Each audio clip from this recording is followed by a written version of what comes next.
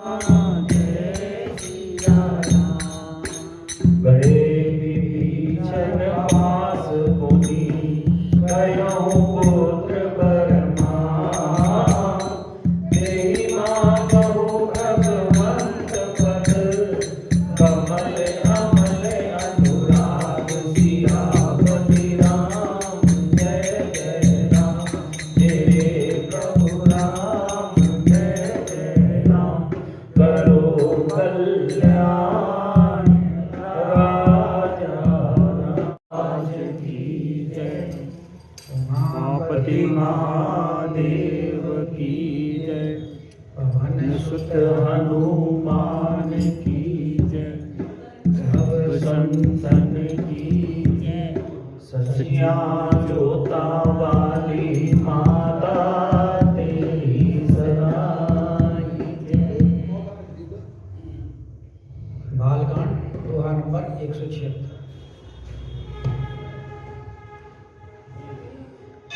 उपजे धरती पुलस्त कुल पावन अमल अनु। तदपि नहीं सुर शाप बस भये सकल अगरूप। सियापति राम जय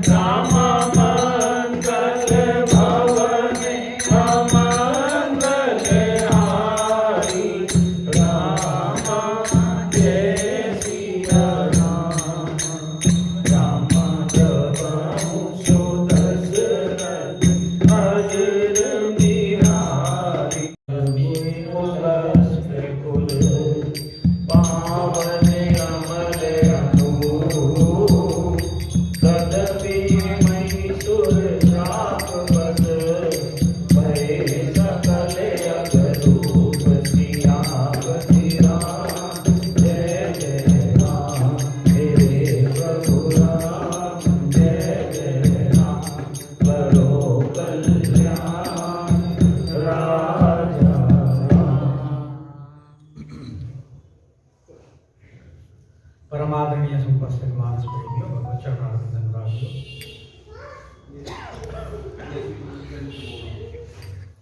बालकांड के अंतर्गत आप रावण के जन्म का प्रसंग सुन रहे हैं। प्रताप भानु ब्राह्मणों के श्रापवश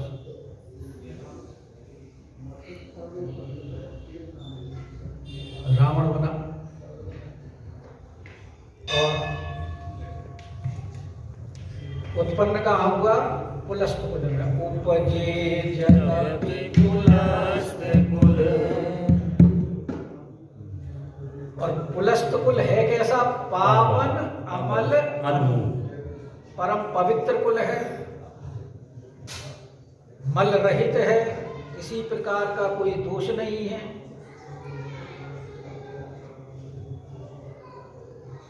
और अनूप है। अनूप मतलब अनुपम, जिसकी किसी से उपमा नहीं दी जा सकती। तो पुलस्त जी कौन है? पुलस्त जी ब्रह्मा के पुत्र। महाभारत में रावण जन्म के प्रसंग के बारे में लिखा गया है, पितामहो रावणस्य साक्षात् स्वयंभू सर्वलोकानां प्रभु सृष्टा महातपः। संपूर्ण जगत के स्वामी,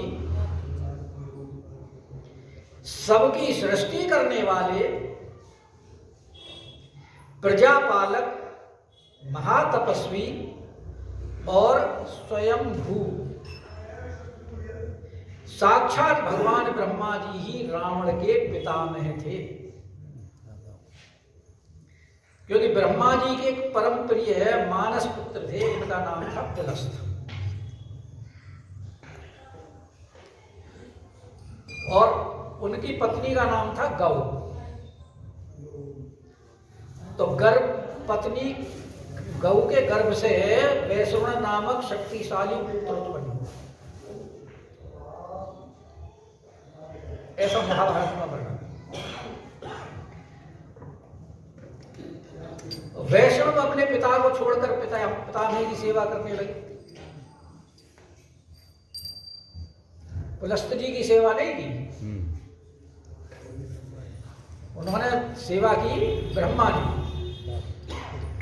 इससे उन पर क्रोध करके पिता पुलस्त ने स्वयं अपने आप को ही दूसरे रूप में प्रकट कर दिया। तो पुलस्त के आधे शरीर से जो दूसरा द्विज प्रकट हुआ, दूसरा जो जन्म हुआ, द्विज का मतलब द्वि का मतलब दूसरा, जय का मतलब जन्म, उसका नाम विश्रवा था। और विश्रवा वैष्णव से बदला लेने के लिए उनके ऊपर सदा कुपित रहा करते। वे सभी बालक वेद वेदता, सूरवीर तथा ब्रह्मचर्य व्रत का पालन करने वाले थे और अपने पिता के साथ गंधमादन पर्वत पर सुखपूर्वक रहते थे। एक दिन एक घटना हो गई।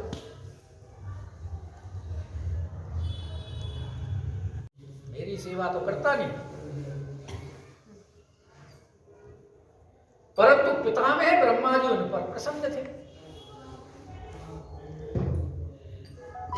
अतः उन्होंने वैश्रवण को अमरत्व प्रदान किया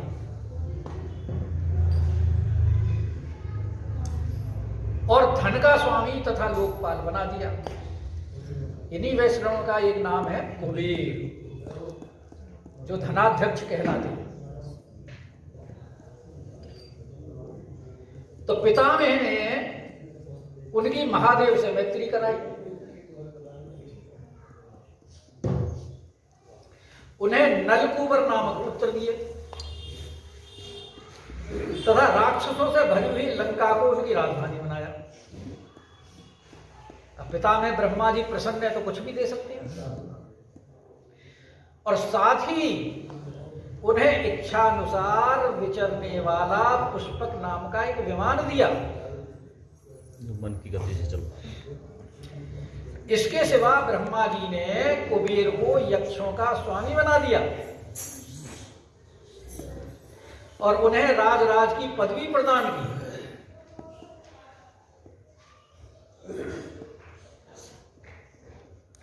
महाभारत में वर्णन आता है कि मार्कंडेय जी कहते हैं कि पुलस्त के क्रोध से उनके आधे शरीर से जो विश्रवा नामक मुनि प्रकट हुए थे, वे कुबेर को कुपित दृष्टि से देखने लगे।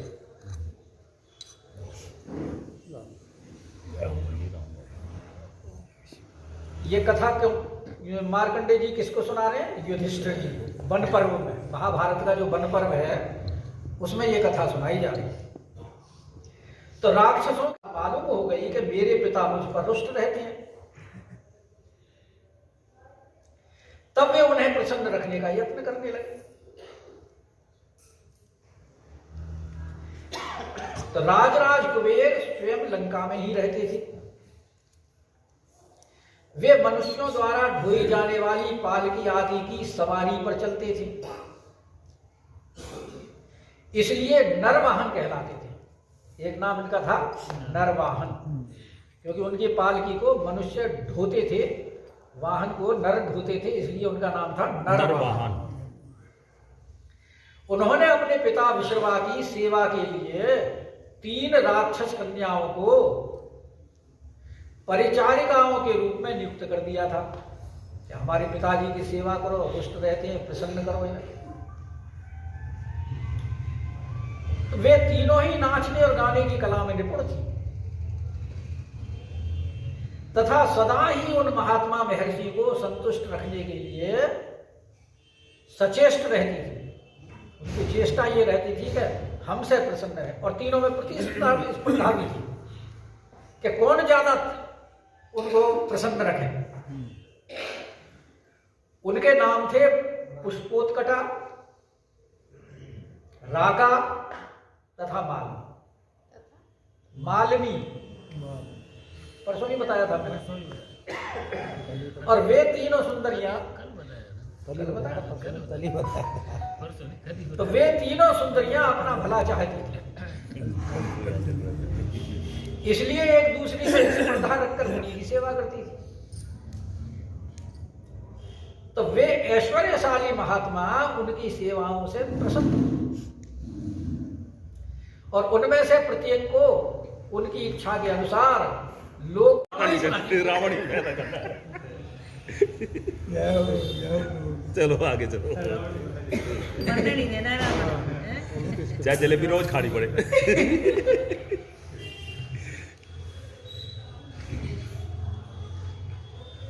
तो अतः उन्होंने मन ही मन तपस्या करने का निश्चय किया, और घोर तपस्या के द्वारा उन्होंने ब्रह्मा जी को संतुष्ट कर लिया। और तपस्या भी कैसी की? रावण सहस्रों वर्षों तक एक पैर से खड़ा रहा। वो चित्त को एकाग्र रखकर पंचाग्नि सेवन करता। कल बताया था पंचाग्नि कैसे सेवन की जाती, और वायु पीकर रहता था। कुंभकर्ण ने भी आहार का संयम किया। वह भूमि पर सोता और कठोर नियमों का पालन करता था। विभीषण केवल एक सूखा पत्ता खाकर रहते थे।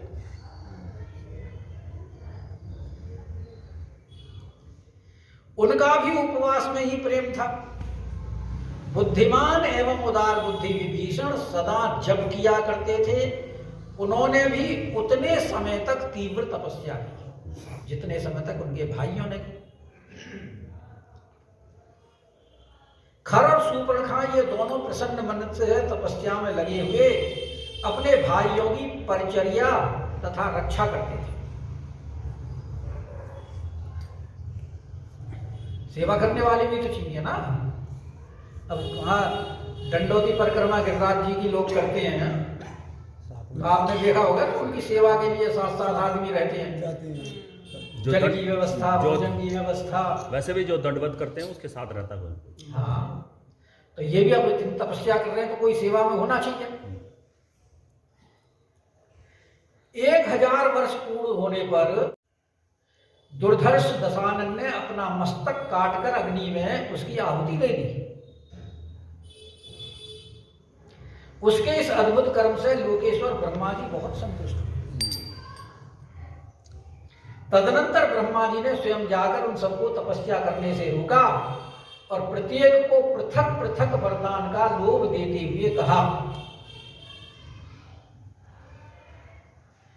प्रीतो अस्मि वो निवर्तध्वं वरान वृणुत्पुत्रकाः यदिष्ट मृते तेव त्वेक ममरत्वं तथास्तु तत्। ब्रह्मा जी बोले, पुत्रो मैं तुम सब पर प्रसन्न हूं, वर मांगो और तपस्या से निवृत्त हो जाओ, केवल अमरत्व को छोड़कर, क्योंकि ब्रह्मा जी खुद अमर नहीं है, उनकी भी 100 वर्ष की आयु है। हाँ वो भी अमर तो है, वो भी नहीं। उसके बाद फिर दूसरे ब्रह्मा जी आते हैं। हाँ उनका भी समय निश्चित है क्या नहीं? हाँ वो बात दूसरी है कि उनके 100 वर्ष की आयु बहुत अरबों वर्षों में जाकर पूरी होती है, पर समय तो है फिर भी, अरबों सवाल बात क्या है।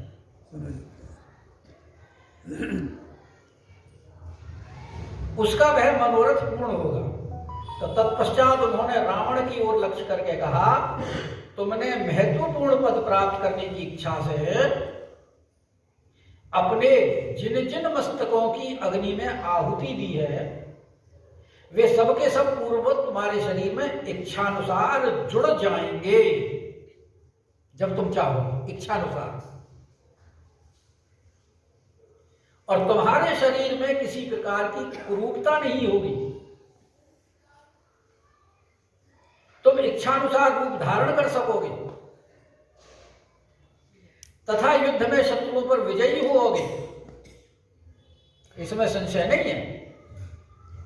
भगवान गंधर्व देवता असुर यक्ष राक्षस सर्प किन्नर तथा भूतों से कभी मेरी पराजय ना हो।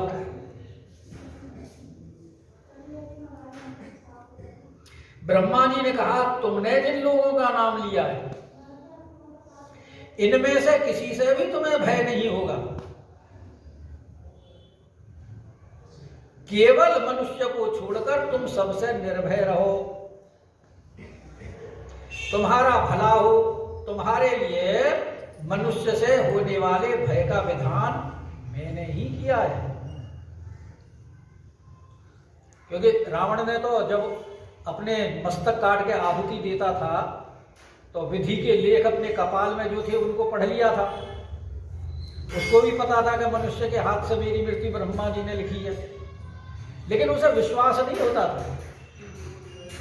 और यही बात उसने अंगद, जब रावण संवाद होता है लंका कांड में, वहां ये कही है।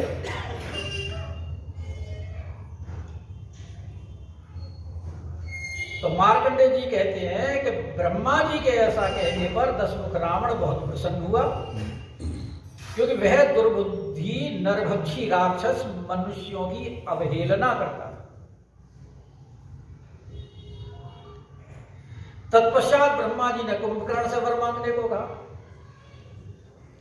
परंतु उसकी बुद्धि तमोगुण से ग्रस्त थी, अतः उसने अधिक काल तक नींद लेने का वर मांगा।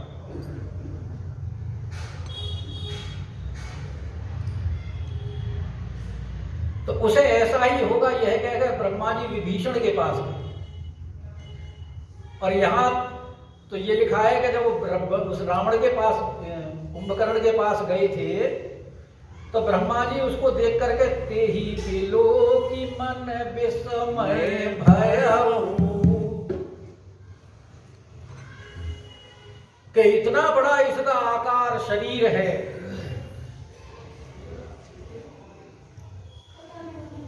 ये अगर नित्य आहार करेगा तो संसार में मेरी तो सृष्टि समाप्त हो जाएगी। खा जाएगा ये एक दिन में, इसलिए नींद बहुत उसको नींद का बता दे। क्योंकि जब पैदा हुआ था तभी 1000 मनुष्यों को खा गया था, 7 अप्सराएं खा ली थी, 10 इंद्र के सेवक खा लिए थे, और ऋषि मुनियों की तो कोई गिनती नहीं। और अब तो इतने लंबे समय से तपस्या है, आप देखते हैं ना, जब कोई आदमी बीमारी से उठता है तो उसकी खुराक बढ़ जाती है। अब तो कहीं खाएगा क्योंकि जितने दिन उसने लंघन किया है वो उसको आहार तो उतना लेना है ना उसके शरीर ने। खाली हो गया अब ब्रह्मा जी ने देखा इतनी लंबी तपस्या करी है इसने, और ये अगर खाने लगा, भाई भोजन भी तैयार होने में समय लगता है, एकदम ये थोड़ी है कि पैदा हुए और वो भोजन बन गए। मनुष्य भी पैदा होने के बाद में जवान होने में कितना समय लेता है।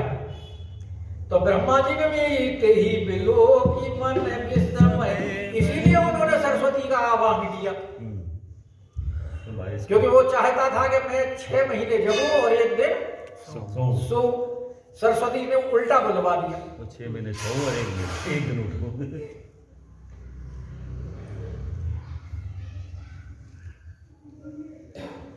तो उसने अधिक काल तक नींद लेने का वर मांगा। तो उससे भी ब्रह्मा जी बोले ऐसा ही होगा। यो कहकर ब्रह्मा जी विभीषण के पास गए और इस प्रकार बोले, बेटा मैं तुम पर बहुत प्रसन्न हूं, अतः तुम भी वर मांगो। तो ब्रह्मा जी ने यह बात बार बार दोहराई। तब विभीषण बोले कि भगवान, बहुत बड़ा संकट आने पर भी मेरे मन में कभी पाप का विचार न उठे, तथा बिना सीखे ही मेरे हृदय में ब्रह्मास्त्र के प्रयोग और उपसंहार की विधि स्फुरित हो। तो ब्रह्मा जी ने कहा, शत्रुनाशन, राक्षस योनि में जन्म लेकर इसलिए तुम्हारे मांगे हुए वर के अतिरिक्त मैं तुम्हें अमरत्व भी देता हूं।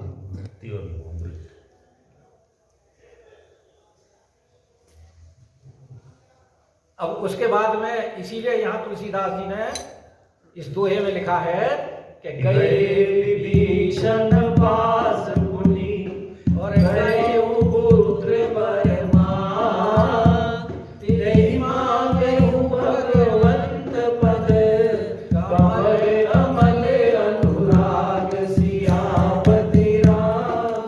जय जय राम मेरे प्रभु राम, जय जय राम करो कल्याण। आज आपको सुनाया कि महाभारत में रावण के प्रसंग में क्या लिखा है, और कल आपको सुनाएंगे कि वाल्मीकि जी ने क्या लिखा। जब तक जलेबी का क्रेज खत्म ना हो जाए साहब